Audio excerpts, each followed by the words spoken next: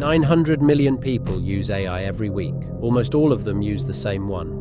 ChatGPT isn't just the most popular artificial intelligence. For most of the planet, it's the only one that exists.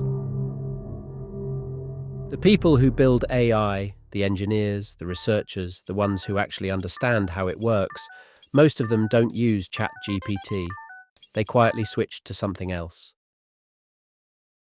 It's called Claude, 1% of the consumer market, 43% of professional developers. Most loved AI tool, 5 times Copilot. The people who know the most use it the most. What do they know that 900 million people don't? This isn't a tech story, it's the most important economic question of the decade. 2021. OpenAI's Vice President of Research, Dario Amodei, gathers a dozen of the company's best AI researchers. They walk out. Almost nobody notices. Not for money, not for a better offer. They left because they believed OpenAI was building the most powerful technology in human history and moving too fast to build it safely. They started Anthropic. Everyone else trained AI with thousands of human raters voting thumbs up, thumbs down on every response. Messy, subjective, slow. Anthropic tried something nobody had done. They gave the AI a constitution, actual written principles drawn from the UN Declaration of Human Rights. Then they let the AI judge its own outputs against those principles. Not a popularity contest, a rulebook. 2 philosophies. Build what's popular, move fast, capture the market, or build what's careful, even if it costs you everything. This fracture runs through the center of the entire AI industry.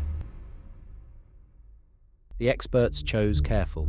Anthropic's revenue, $87 million to $14 billion, 24 months, 160x increase, the fastest revenue ramp in enterprise software history. Their coding tool, Claude Code, hit $1 billion in revenue 6 months after launch. 115,000 developers, 195 million lines of code every week. 70% of Fortune 100 companies use Claude. 73% of first-time enterprise AI purchases go to Anthropic, not OpenAI. 500 companies spend over $1 million a year on it. Developers chose first, corporations followed. A Google principal engineer said it publicly. Claude Code reproduced in 1 hour what her team spent a year building. 1 hour, 12 months. Researchers buried one irrelevant fact inside millions of words of text. A needle in a haystack test. Claude found it, then said something nobody expected. I notice this seems deliberately planted. Are you testing me? Amazon, Microsoft, Google, and Meta, $380 billion on AI infrastructure this year, $690 billion next year. AI now eats 94% of big tech's available cash. That is not a strategy. That is an obsession. 95% of organizations investing in enterprise AI report zero measurable return. Not low return, not disappointing return, zero. Tens of billions of dollars producing nothing you can count.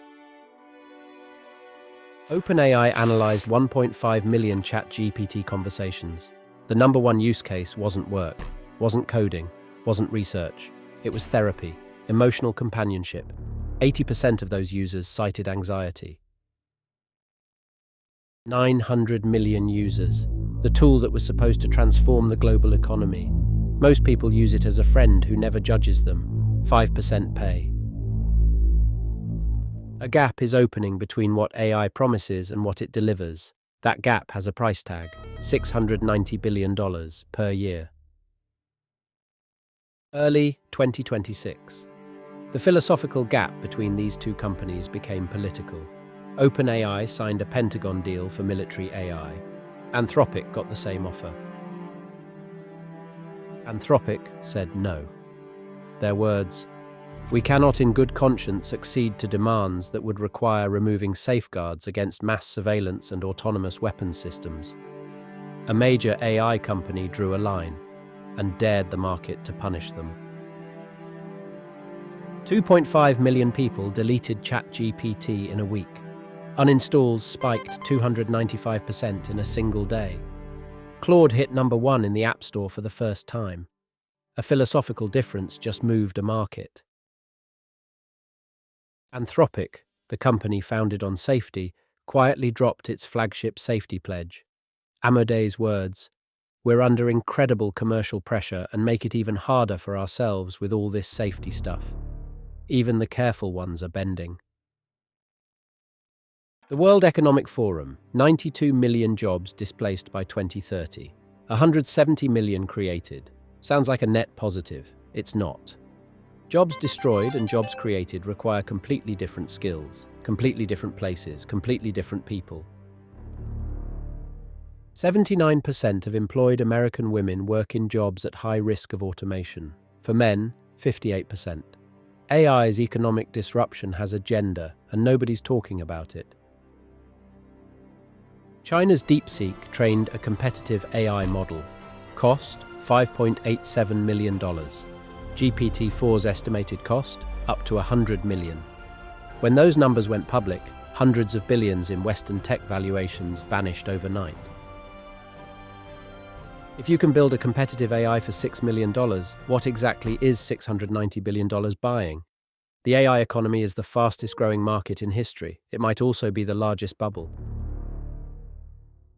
The AI you choose reflects what you believe technology should be.